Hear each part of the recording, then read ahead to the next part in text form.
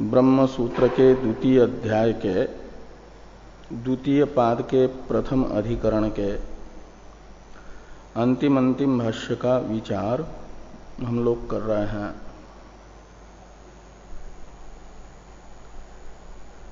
रचना अनुपपत्ति नामक इस अधिकरण में 10 सूत्रों के द्वारा भगवान वेद व्यास जी ने जड़ प्राकृतिक जगत है, यह जो सांख्यों का सिद्धांत है, इसे सदोष बताया। सांख्य मत में अनेक अनुपपत्तियां बताई। इस अधिकरण के द्वारा वेदांतियों ने बताई हुई अनुपपत्ति कहो या असामंजस्य कहो, सांख्य सहन नहीं कर पाए और निर्दोष वेदांत में भी उन्हें असामंजस्य प्रतीत हो रहा है और वेदांत में असामंजस्य बताया, असामंजस्य का आक्षेप किया सांख्यों ने। सांख्यों के द्वारा वेदांत में जो असामंजस्य बताया गया उसका समाधान अत्र उच्यते इत्यादि से भगवान भाष्यकार ने करना प्रारंभ किया और ये कहा कि जो दोष सांख्यों को वेदांत में प्रतीत हो रहा है वह असामंजस्य नामक दोष, तप्यतापक भाव की अनुपपत्ति नामक दोष वेदांत में नहीं है। किस अवस्था में वेदांत में तप्यतापक भाव की अनुपपत्ति बताना चाहते हो? परमार्थ अवस्था में या व्यावहारिक अवस्था में? परमार्थ अवस्था में तो वेदांत में एक अद्वितीय चेतन ब्रह्म को छोड़ करके दूसरी कोई वस्तु है ही नहीं और तप्यतापक भाव तो एक संबंध है, वह हमेशा दो में रहा करता है, कभी एक में संबंध नहीं होता।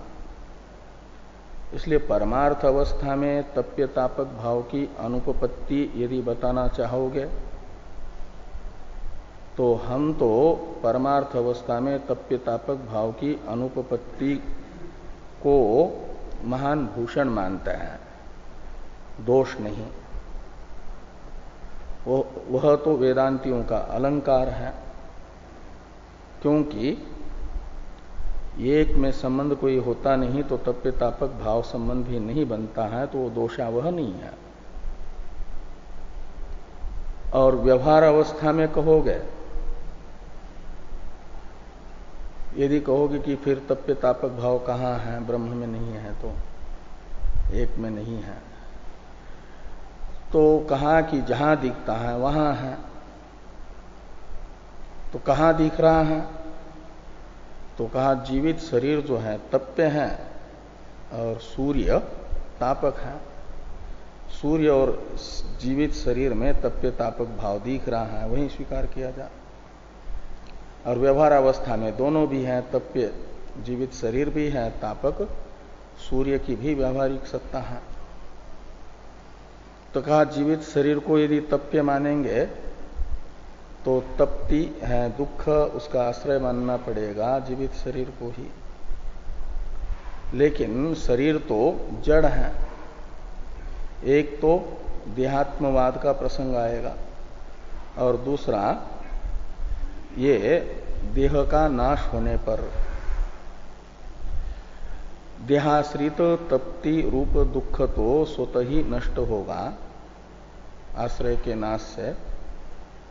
तो तप्ति के नाश के लिए उपाय बताने वाला जो शास्त्र है उसमें वैयर्थी का प्रसंग आएगा।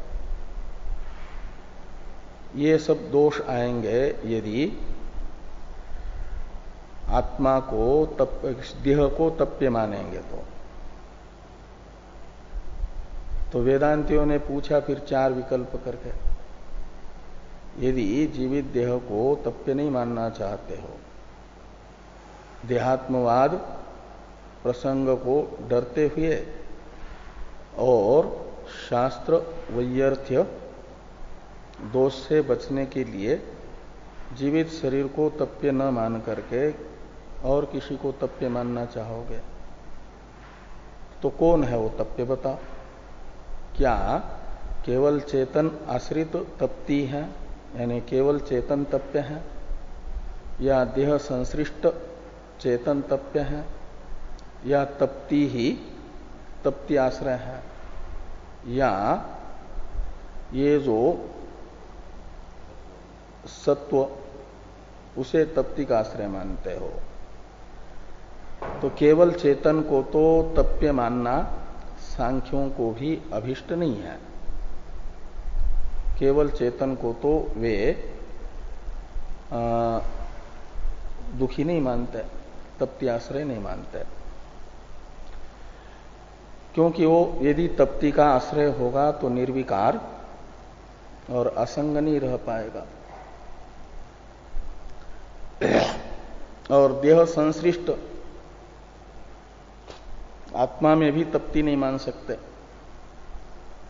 देह संश्लेष बने आत्मा का, और यदि देह के साथ आत्मा का संश्लेष मानेंगे तो वास्तविक संश्लेष मानना पड़ेगा सांख्यों को, और वास्तविक संश्लेष होगा तो आत्मा की असंगता जो स्वीकार किए हैं उसे छोड़ना पड़ेगा, और देह के अशुद्ध्यादि दोष आत्मा में मानने पड़ेंगे।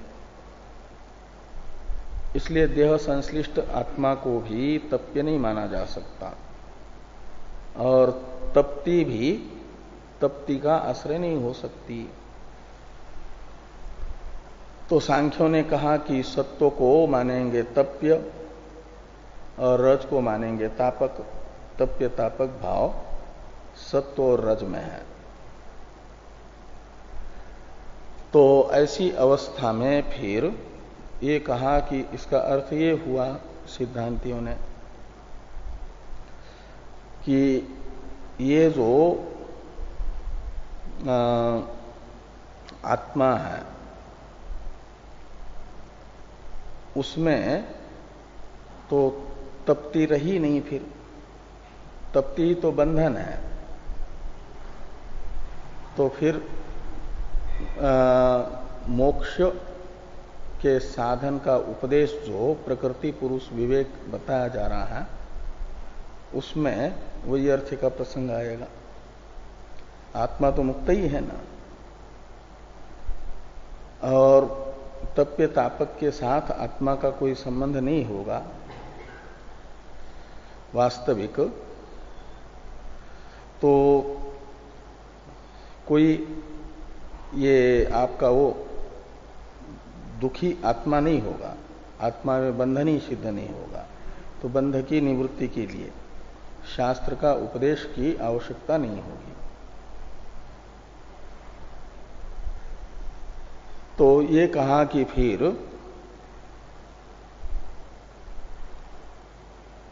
ये जो आत्मा है पुरुष, इसका वस्तुतः तप्य सत्व के साथ संसर्ग न होने पर भी प्रतिबिंब पड़ता है। सत्व शब्दित जो बुद्धि, उस बुद्धि में, और वह प्रतिबिंब को लेकर के यानी तप्य जो बुद्धि तदाश्रित तप्ति प्रतिबिंबित आत्मा में भासती है, और इसलिए उसे तप्यते इव कहा जाता है। ये कहेंगे तब तो कहते हैं कि ठीक है, परमार्थतः तप्ति आश्रम में आत्मा में सिद्ध नहीं हुई। आत्मा परमार्थतः तप्ति से रहित ही है, और उसमें तप्ति मिथ्या है। जहां जो वस्तु न हो और भास रही हो, मानना पड़ता है कि वह वस्तु वहां पर मिथ्या है। मंद अंधकार में रस्सी में वस्तुतः सर्प नहीं है, भास रहा है, तो मिथ्या है। ऐसे ही आत्मा में तप्ति नहीं है, आत्मा में भास रही है तप्य सत्व के संसर्ग से। स्फटिक में लोहित्य नहीं है, लोहित पुष्प के संसर्ग से भास रहा है जैसे, वो मिथ्या है। ऐसे ही तप्ति मिथ्या सिद्ध हो जाएगी। कैसे मिथ्यात्व सिद्ध होगा? तो उसका उत्पादन करते हुए ये बताया कि ईव शब्द आत्मा में तप्य बुद्धि का सादृश्य बता रहा है। ईव का अर्थ ही होता है सदृश, और वो सादृश्य किस प्रकार का मानेंगे? यदि तप्ति रूप सादृश्य है तो सत्व तप्य है, तप्ति का आश्रय है, उसमें तप्यत्व है, और वही तप्यत्व रूप समानता आत्मा में है, ऐसा ईव शब्द बता रहा है। का मतलब आत्मा में तप्यत्व, जो तप्य सत्व है उसका धर्म भास रहा है, वस्तुतः नहीं है। जैसे लोहित्य लोहित पुष्प का स्फटिक में भास रहा है, तो स्फटिक में वो मिथ्या है, ऐसे ये मिथ्या सिद्ध हो जाएगा। और इसको समझाने के लिए दो दृष्टांत बताएं। डुंडुक नाम का प्राणी सर्प सदृश होने पर भी जैसे उसमें सर्प सदृश ये शब्द ही बता रहा है कि विषैला नहीं होता, वो सविषत्व उसमें मिथ्या है। और डुंडुक सादृश्य ये सर्प में निर्विषत्व मिथ्या बता रहा है। तो इस प्रकार ये सांख्यों के मत का निराकरण कर रहे हैं। और इसके लिए यदि और अथ पारमार्थिकम एवं चेतनस्य तप्यत्वम अभ्युपगच्छसि, तो ये कहा कि यदि सांख्य के मत में तप्यत्व आत्मा में मिथ्या नहीं है और मिथ्या स्वीकार करेंगे तो वेदांत मत का अंगीकार करना पड़ेगा, अपसिद्धांत की आपत्ति आएगी।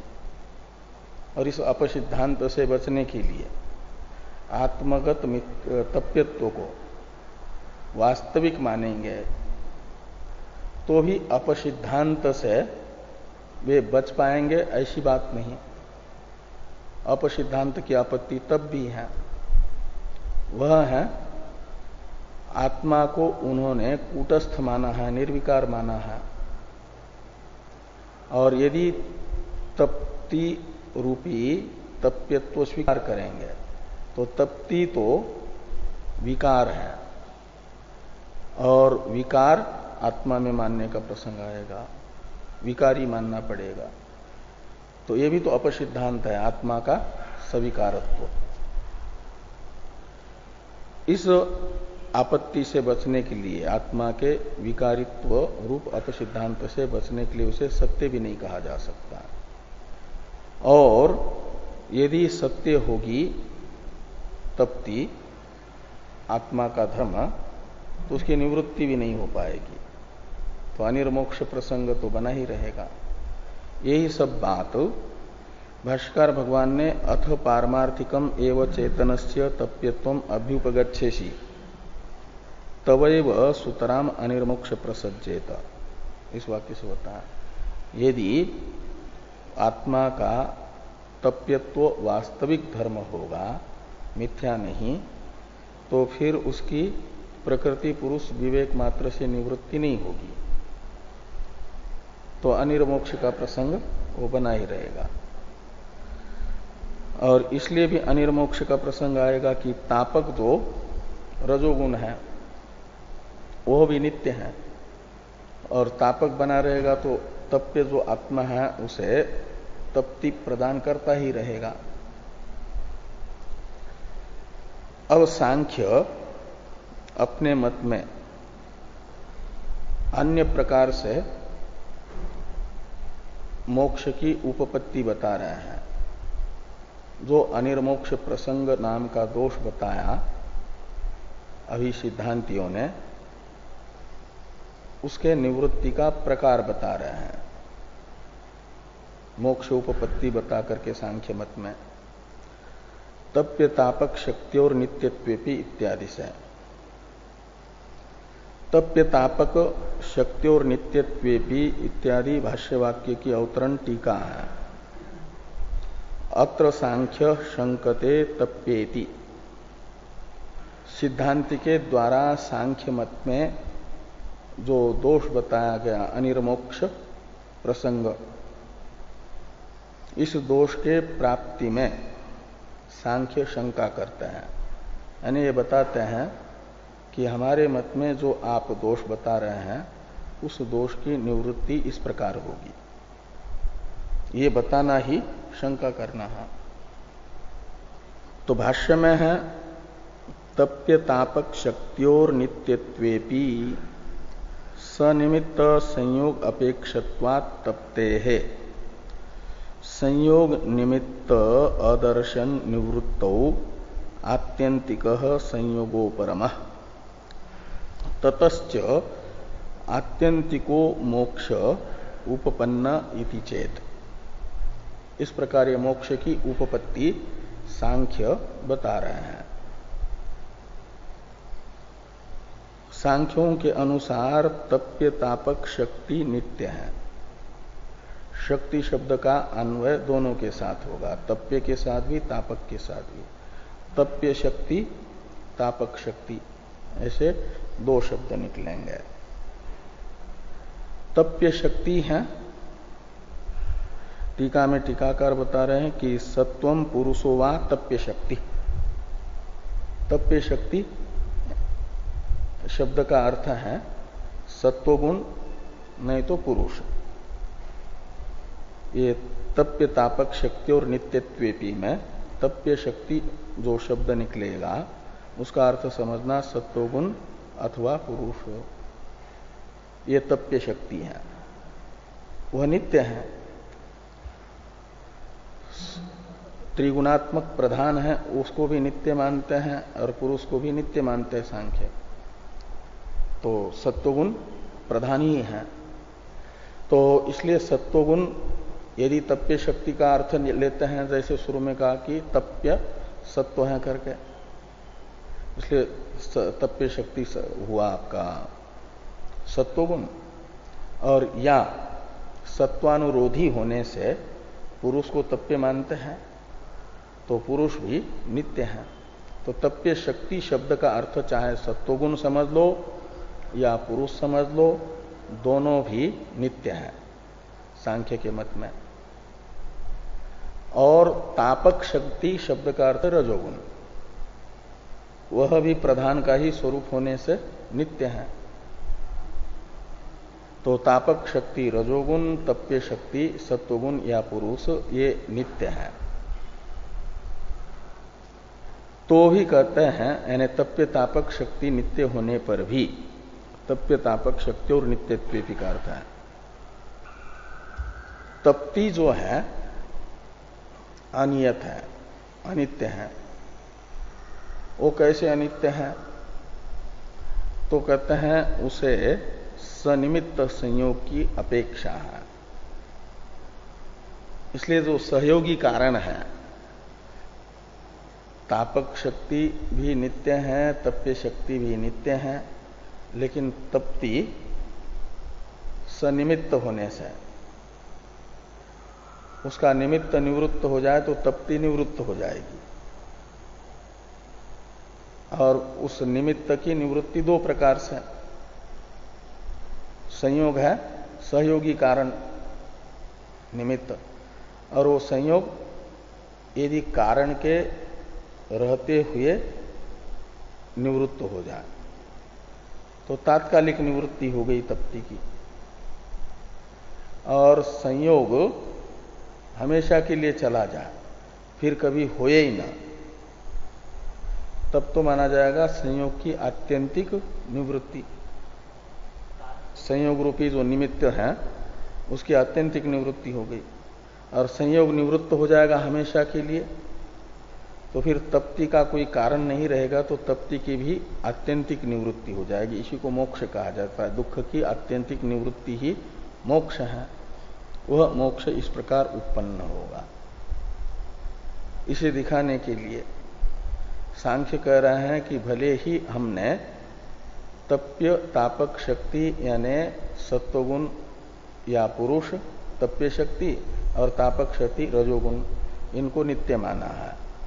ये नित्य होने पर भी तप्ति के लिए अपेक्षित है, तप्ति यानी दुख, और दुख के लिए अपेक्षित है सनिमित्त संयोग। अब दुख को प्रकट होने के लिए जिस संयोग की जरूरत है उसका एक विशेषण है कि सनिमित्त संयोग। तो सनिमित्त में निमित्त शब्द का क्या अर्थ है, और वो किसका निमित्त? तो संयोग का निमित्त। सनिमित्त ये संयोग का विशेषण है। सनिमित्त का अर्थ होता है निमित्तेन सहित सनिमित्त, निमित्त के सहित, और वो संयोग अपने निमित्त के सहित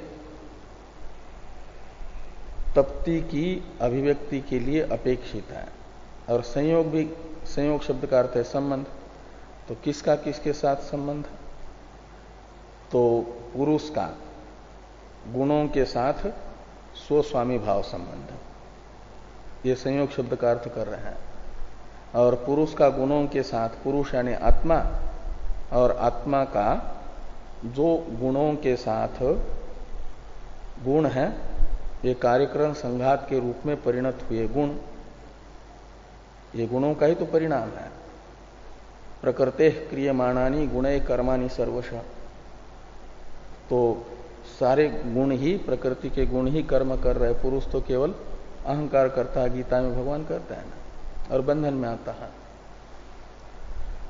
तो ये जो शरीर है ये भी गुण है, गुण का ही परिणाम है। सारा जगत ही गुण का परिणाम है। तो ऐसे इंद्रिया भी, ज्ञानेन्द्रिया सत्वगुण का परिणाम है, कर्म इंद्रिया रजोगुण का परिणाम है, प्राण भी गुण का ही परिणाम है। तो ये सारा का सारा जगत जो है गुणात्मक है, त्रिगुणात्मक है। इसलिए ये जो गुण है सत्व रज तम, इन्हीं का परिणाम भूत कार्यकरण संघात, इन्हें भी गुण कहा जाता है। सोने का कार्य कुंडलादि जैसे सोना है, ऐसे गुणों का कार्य कार्यकरण संघात भी गुण है। और इस गुण के साथ जो पुरुष यानी आत्मा का स्वस्वामी भाव संबंध है, वो है संयोग शब्द का अर्थ। और आत्मा का, असंग आत्मा का शरीर कार्यक्रम संघात के साथ स्वस्वामी भाव संबंध रूप संयोग का निमित्त कौन है? तो वो है अदर्शन रूप जो तमोगुण, तमह, अविवेक रूप जो अदर्शन कहो, तम कहो, वो है निमित्त संयोग का। और उस निमित्त के साथ रहने वाला जो संबंध है उसे सनिमित्त संबंध कहा जाएगा।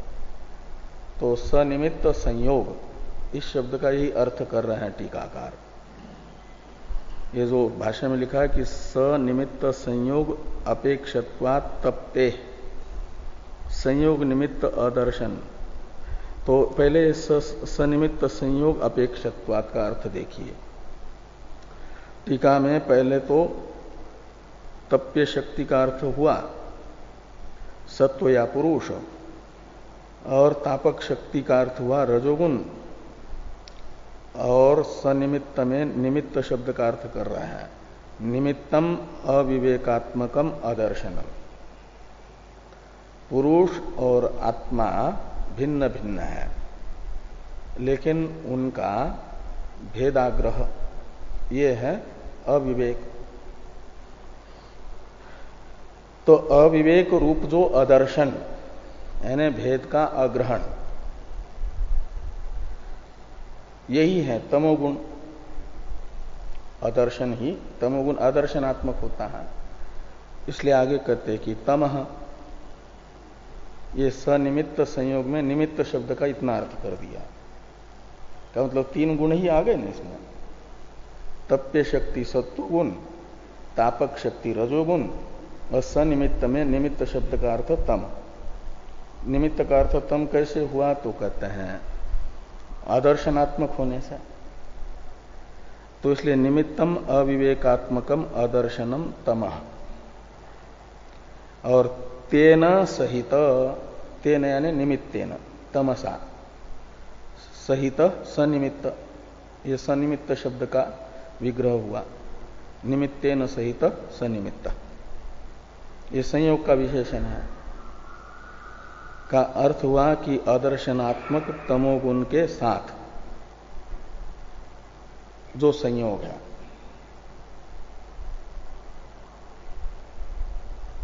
वो सनिमित्त संयोग हुआ। और संयोग शब्द का अर्थ कर रहे हैं अब पुरुषस्य गुण स्वामित्व रूप। पुरुष का यानी आत्मा का जो गुणों के साथ स्वामित्व रूप संबंध है।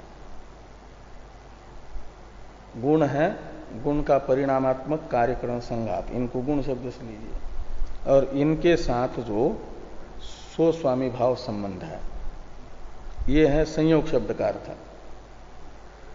तो गुण स्वामित्व रूप संबंध, ये तो सनिमित्त संयोग शब्द का अर्थ हुआ। और इसकी अपेक्षा है तप्ति को। ये जो तापक रजोगुण है और तप्य सत्वगुण है, वह सत्वगुण को, सत्वगुण में तप्ति तभी उत्पन्न कर सकता है, दुख तभी उत्पन्न कर सकता है। कब? जब तमोगुण रूपी निमित्त से पुरुष का स्वस्वामी भाव संबंध इन तापक रजोगुण और तप्य सत्वगुण के साथ बने, संयोग बन जाए, तो तप्ति उत्पन्न कर पाता है। हाँ? हाँ, तो ये मान रहा है ना। हाँ, तो ये सांख्यों का ही मत चल रहा है। हाँ, मोक्षोपपन्न, तो अविवेक के कारण मान रहे हैं। अविवेक से, अविवेकात्मक जो तम, उसके कारण पुरुष का स्वस्वामी भाव संबंध शरीर के साथ यानी गुणों के साथ हो रहा, ऐसा कह ही रहे हैं। सनिमित्त संयोग अपेक्षत्वात् तप्य, और संयोग शब्द का अर्थ पुरुष का गुणों के साथ स्वामित्व रूप संबंध मान ही रहे हैं। उन्हीं का तो मत बताया जा रहा है। हाँ हाँ हाँ, इसलिए मान ही रहे। हाँ, तो पुरुषस्य गुण स्वामित्व रूप, ये संयोग शब्द का अर्थ कर दिया। और तद अपेक्षत्वात् तप्ते, मतलब तप्ति को प्रकट होने के लिए, अभिव्यक्त होने के लिए, दुख के उत्पत्ति के लिए इस संयोग की अपेक्षा है। ये संयोग बनेगा, ये सहकारी कारण है रजोगुण का। रजोगुण तापक है का मतलब तप्ति को उत्पन्न करता है, लेकिन ये जो सहकारी कारण है संयोग, ये आएगा तभी, नहीं तो नित्य होने से हमेशा ही दुख उत्पन्न होता रहेगा। तप्य भी नित्य है, तापक भी नित्य है, तब तो तप्ति हमेशा ही होती रहे। लेकिन हमेशा नहीं होती, क्यों? तो कहते सहकारी जो ये संयोग है, ये सांख्य कह रहे हैं जब होता है तो बन जाता, नहीं होता है तो नहीं होता। ऐसा कि तद अपेक्षत्वात् यानी तापक संयोग अपेक्षत्वात्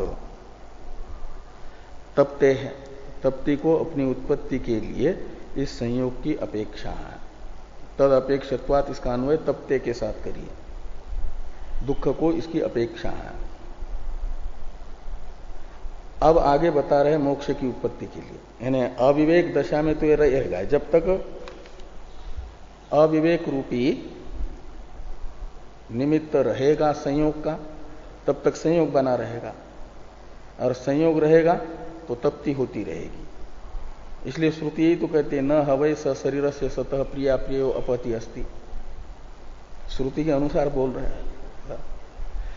तो शरीर के साथ जब तक आत्मा का संबंध रहेगा तो सुख दुख की निवृत्ति नहीं हो पाएगी। और पहले बताया कि सुख भी अनर्थ कोटि में ही होने के कारण ये अर्जन करने के लिए और चला जाने के बाद भी दुख ही देता है, इसलिए वो अनर्थ कोटि में है, इसलिए तापक ही है।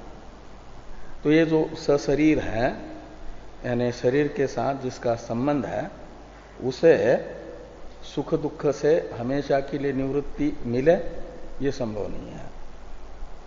और अशरीरम वाव संतम न प्रिया प्रिय स्पृश्यता, जो जीवित होने पर भी शरीर से अपना संबंध नहीं मानता, विवेक से असंग समझ लेता अपने आप को।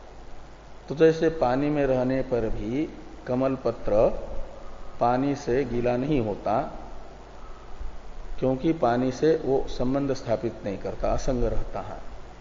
ऐसी बुद्धि में जिसके असंगता आ गई, तो वो शरीर में रहते हुए भी शरीर के दुखों से प्रभावित नहीं होता। तो ये जो निमित्त है शरीर के साथ स्वस्वामित्व संबंध आत्मा का कराने वाला अविवेक, उसका निवर्तक है प्रकृति पुरुष का विवेक। और वो विवेक से निवृत्त हो जाए तो निमित्त निवृत्त हुआ तो संयोग निवृत्त होगा, संयोग निवृत्त हुआ तो फिर कभी तप्ति होगी नहीं। तो इस प्रकार संयोग रूपी निमित्त की आत्यंतिक निवृत्ति होने से तप्ति की भी आत्यंतिक निवृत्ति रूप मोक्ष सांख्य मत में उत्पन्न हो जाएगा। इसलिए सांख्य मत में अनिर्मोक्ष का प्रसंग नहीं है।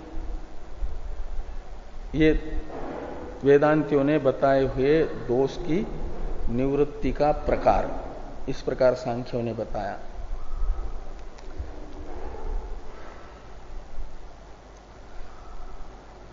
तो भाष्य में यह है कि संयोग निमित्तात, संयोग निमित्त अदर्शन निवृत्तौ आत्यंतिक संयोगोपरम। संयोग का निमित्त जो अदर्शन है उसकी निवृत्ति हो जाने पर, निवृत्तो सती सप्तमी है, निवृत्तो सत्याम, वो किससे निवृत्ति होगी? संयोग के निमित्त अदर्शन की निवृत्ति किससे होगी? तो विवेकात्मक दर्शन से। तो आत्यंतिक संयोगोपरम, निमित्त चला गया तो संयोग की भी आत्यंतिक निवृत्ति होगी। उपरम शब्द का अर्थ है निवृत्ति। और ततश्च का मतलब संयोग के हमेशा के लिए निवृत्त होने से।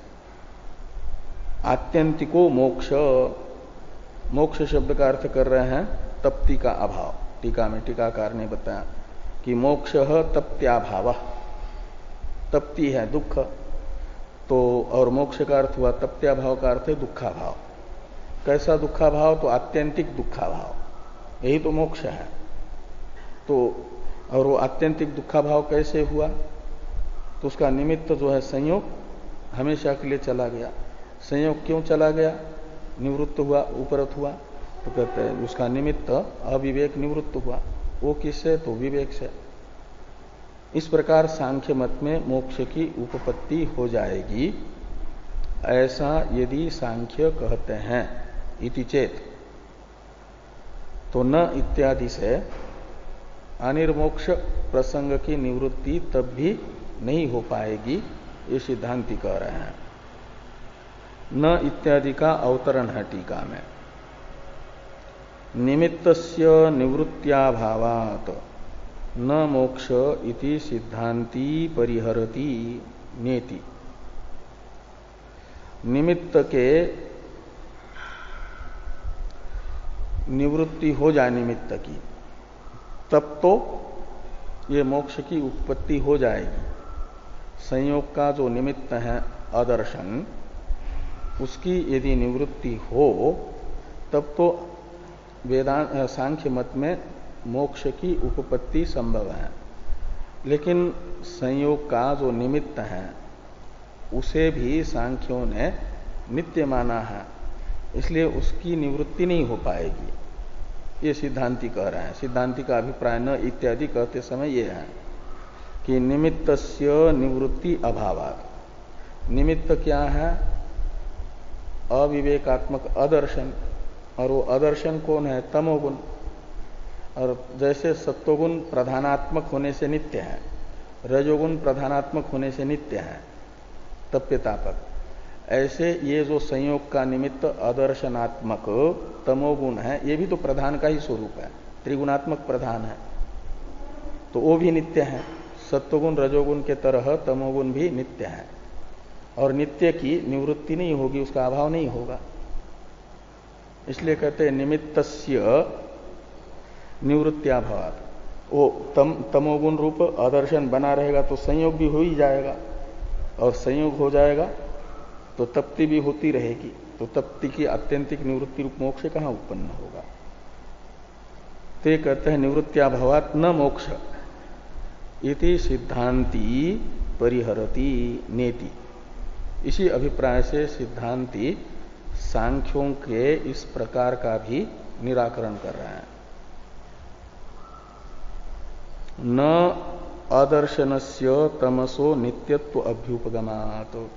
सांख्यों का यह अभ्युपगम है कि तीनों गुण नित्य है प्रधान का स्वरूप होने से। यदि आदर्शनात्मक तमोगुण की निवृत्ति मानेंगे तो प्रधान का स्वरूप ही नहीं रहेगा, तो प्रधान को नित्य कहां कह पाएंगे? तो ये कह रहे हैं कि आदर्शनस्य, न का मतलब मोक्ष की उपपत्ति सांख्य दर्शन में नहीं है। क्यों नहीं है? तो कहते आदर्शनस्य तमसो निवृत्ति अभ्युपगमात्, नित्यत्व अभ्युपगमात्। जो संयोग का निमित्त बताया आदर्शन रूपी तमोगुण, उसे सांख्यों ने नित्य स्वीकार किया है, और अब मोक्ष की उपपत्ति के लिए उसकी निवृत्ति बताएंगे यदि, तो नित्यत्व जो अभ्युपगम है तमोगुण का, उसको छोड़ना पड़ेगा। तो अभ्युपगम विरोध हो जाएगा ना।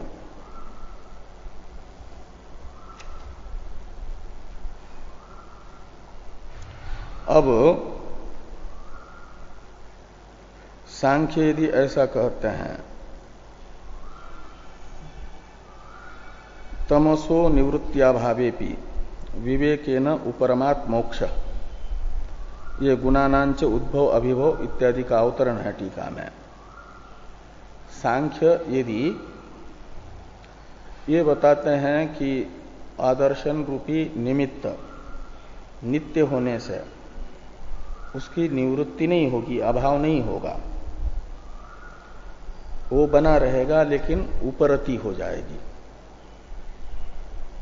दुख उत्पत्ति अनुकूल जो संबंध है वो संबंध नहीं होने देगा पुरुष का गुणों के साथ।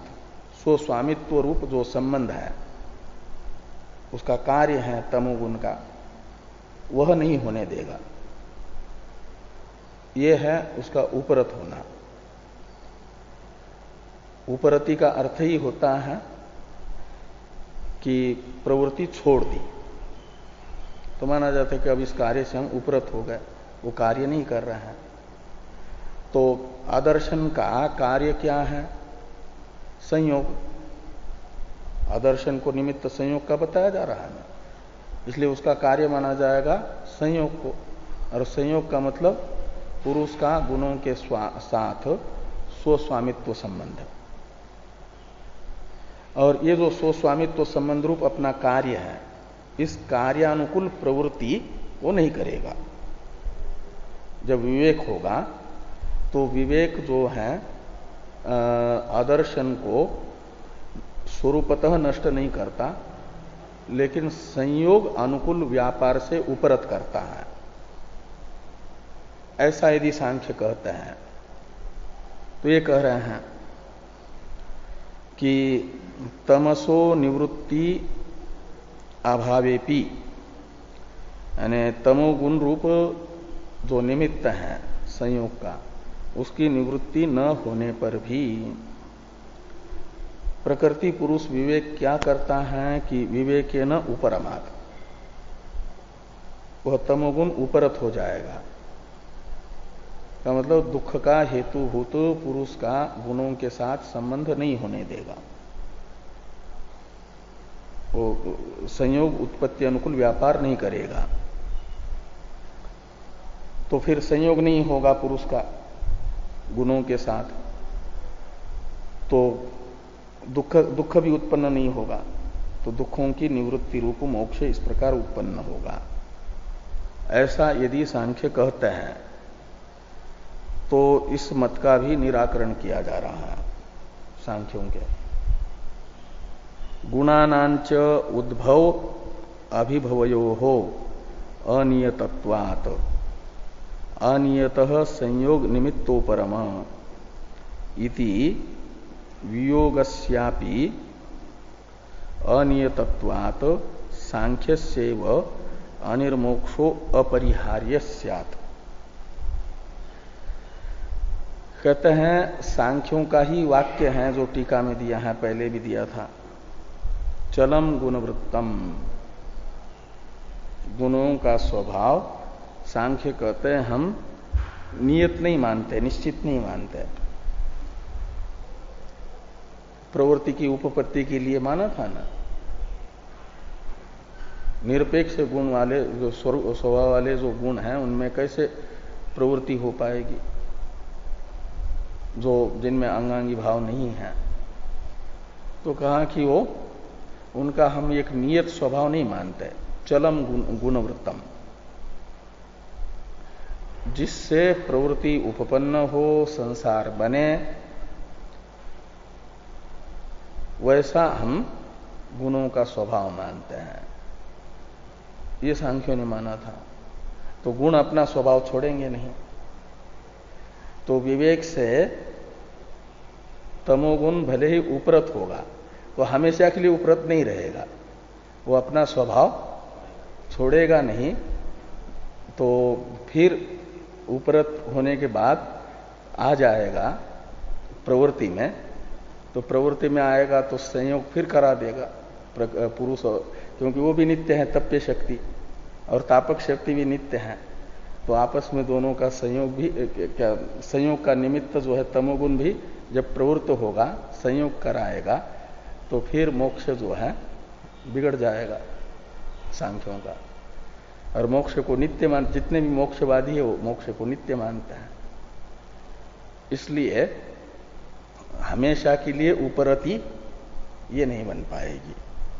ये कह रहे हैं कि गुणानांच उद्भव अभिभवयोः अनियतत्वात्, गुणों का उद्भव अभिभव यानी उत्कर्ष अपकर्ष निश्चित नहीं है, नियत नहीं, अनियत है। तो अनियतत्वात्, तो अनियतः संयोग निमित्त उपरम,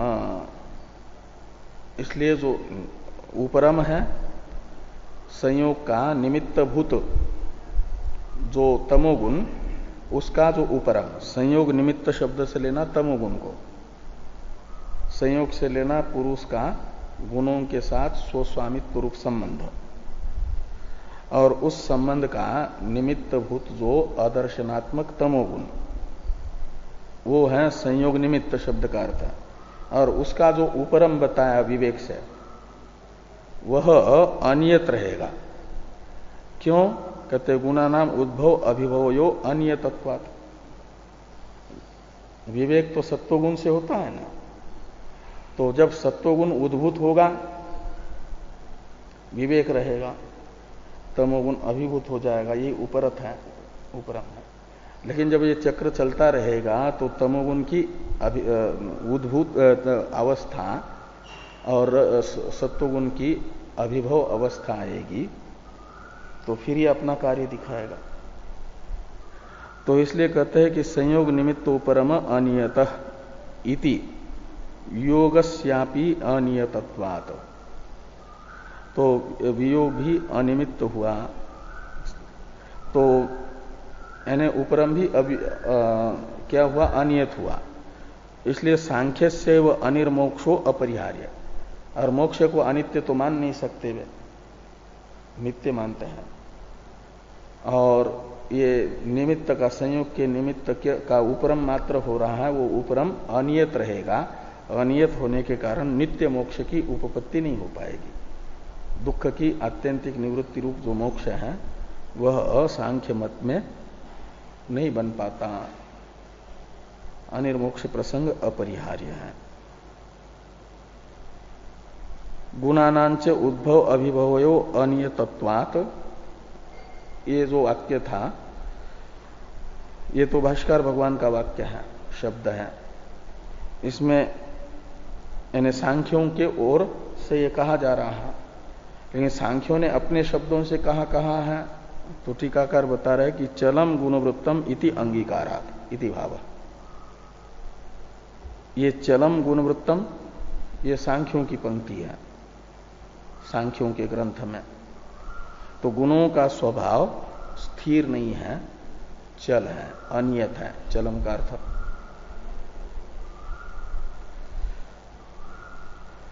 अब वेदांत मत में मोक्ष की उपपत्ति हो जाती है, अनिर्मोक्ष प्रसंग नहीं है। इसे भाष्कर भगवान बता रहे औपनिषदस्य इत्यादि से। औपनिषदस्य इत्यादि भाष्य वाक्य की अवतरण टीका है। पर पक्षे बंध मोक्षानुपपत्तिम उक्त्वा स्वपक्षम उपसंहरति औपनिषदस्य तु इति। पर पक्ष है सांख्य मत। पर पक्षे का अर्थ हुआ सांख्य मते। बंध मोक्ष अनुपपत्तिम उक्त्वा, बंध की निवृत्ति रूप मोक्ष की अनुपपत्ति बता करके, सांख्य मत में अनिर्मोक्ष प्रसंग बता करके भाष्कर भगवान जो स्वपक्ष है, क्योंकि वेदांत मत है, उसका उपसंहार कर रहे हैं। औपनिषदस्य तु आत्मैकत्व अभ्युपगमात् एकस्य च विषय विषयी भाव अनुपपत्तेर विकार भेदस्य च वाचारंभन मात्रत्व श्रवणात् अनिर्मोक्ष शंका स्वप्नेपि न उपजायते। सांख्य वेदांत मत में अनिर्मोक्ष प्रसंग मुख्य रूप से बता रहे थे। कहते हैं सांख्य तो लगता है कि स्वप्न से भी गाढ़ी भ्रांति इनको हो गई है। भाष्यकार भगवान कह रहे हैं कि स्वप्न में भी वेदांत मत में अनिर्मोक्ष का प्रसंग नहीं दिखाया जा सकता, और सांख्य जागृत में बता रहे का मतलब उनकी जो है।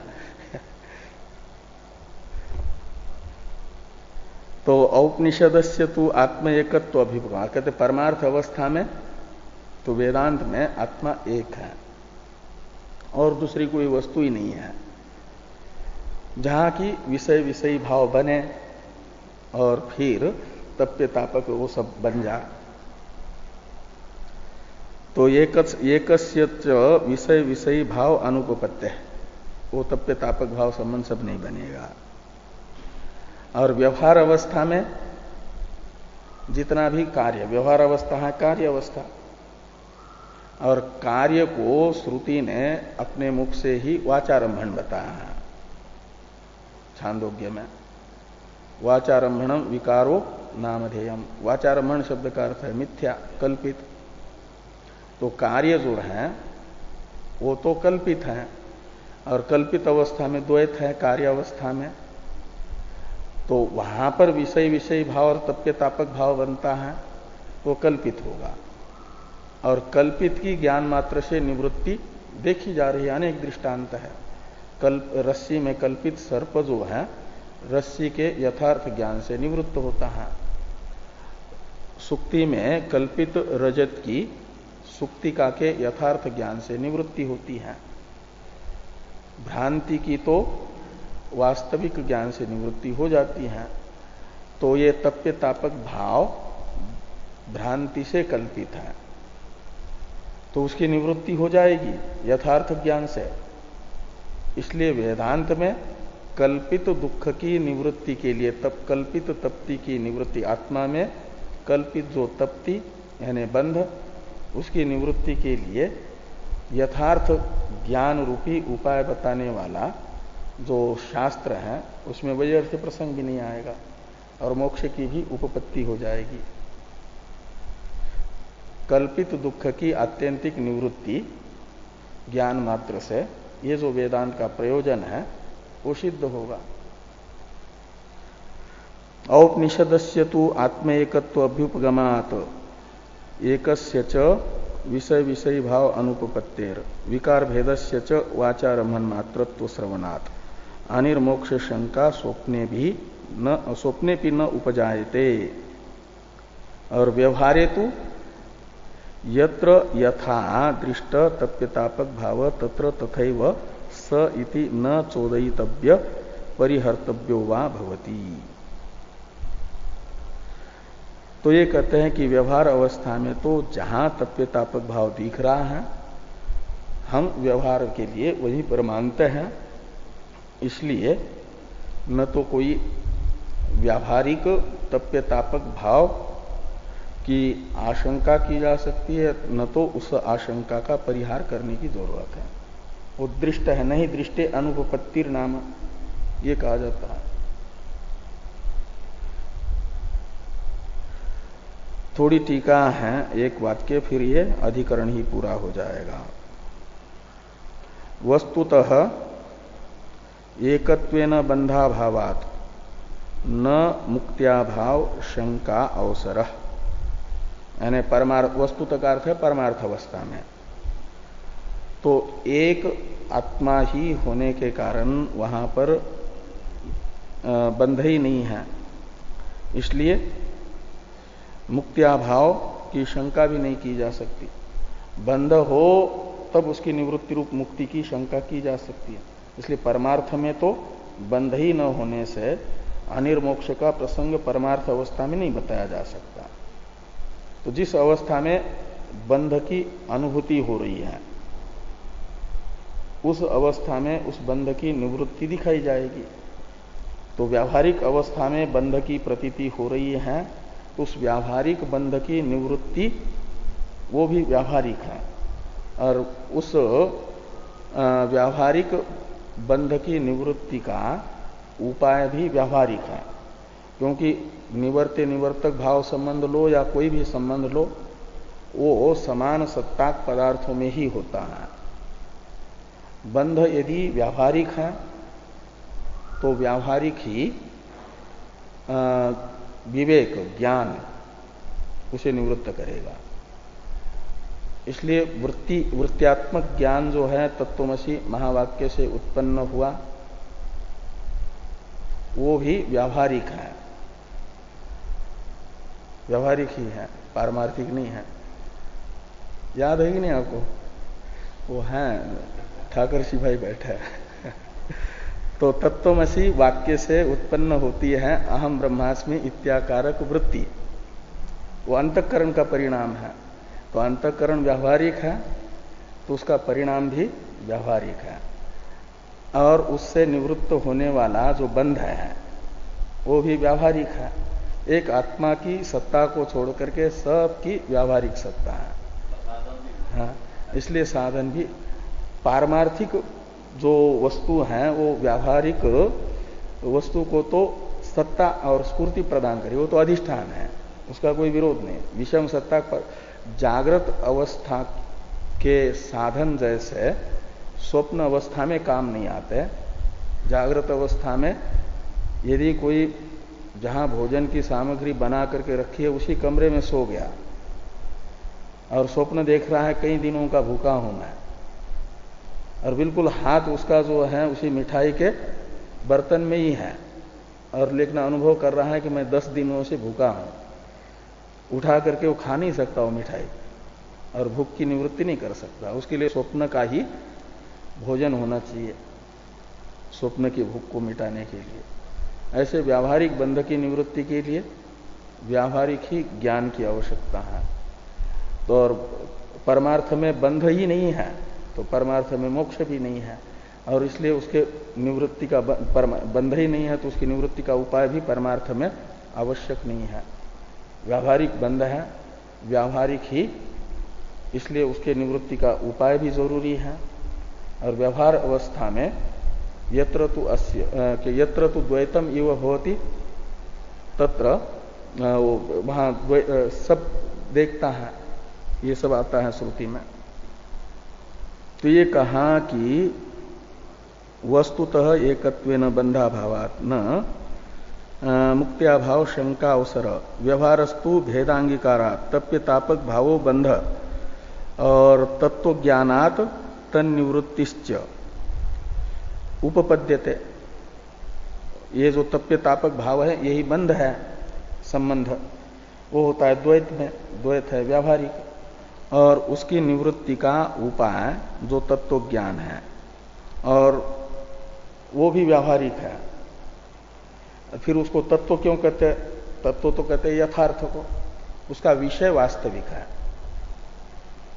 जो चरम वृत्ति है तत्वमसि वाक्य से उत्पन्न हुई अहम ब्रह्मास्मि इत्याकारक साक्षात्कारात्मिका वृत्ति आभानापादक आवरण को मिटाने वाली, वो स्वयं तो व्यावहारिक है, लेकिन उसका विषय जो है वो अधिष्ठान है, वो परमार्थ है, अखंडाकाराकारित वृत्ति है ना, इसलिए उसे तत्व कहते हैं।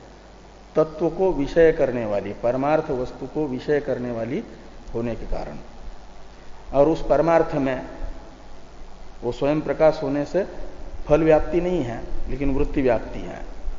और ये भी नियम होता है कि जिस विषय का अज्ञान है तद विषय वृत्ति से ही दूर होता है वो। तो अज्ञान तो परमार्थ विषयक है, इसलिए परमार्थ विषयक अज्ञान को दूर करने के लिए परमार्थ विषयक वृत्ति की ही जरूरत है। वृत्ति परमार्थ विषयक होने से उसे तत्व ज्ञान कहते हैं। वो तो जिसका, जैसे घट विषयक ज्ञान को घटक ज्ञान, पट विषयक ज्ञान को पटक ज्ञान, और तत्व विषयक ज्ञान को तत्व ज्ञान कहेंगे। तत्व है ब्रह्म, इसलिए अहम ब्रह्मास्मि ये वृत्ति ब्रह्म विषयक होने से वो ब्रह्म तत्व ज्ञान है। और ऐसे तो स्वरूपतः वो भी अंतःकरण का ही एक परिणाम होने से उत्पन्न हुई है ना, तो विकार है। उत्पन्न जो होता है उसे विकार कहते हैं, कार्य कहते हैं, और जो कार्य है वो वाचारंभन होता है, और उसी की जरूरत है उसको हटाने के लिए, तप्यतापक भाव को। तो तत्व ज्ञानात् तन निवृत्ति यानी आपका बंध निवृत्ति, तप्यतापक भाव रूप बंध की निवृत्ति उपपन्न हो जाती है। इसलिए कहते हैं न चोद्यावसर, इसलिए शंका का कोई अवसर वेदांत मत में नहीं है, निर्दोष है वेदांत मत। ये इस प्रकार जो रचना अनुपपत्ति नामक अधिकरण है इसका विचार संपन्न होता है।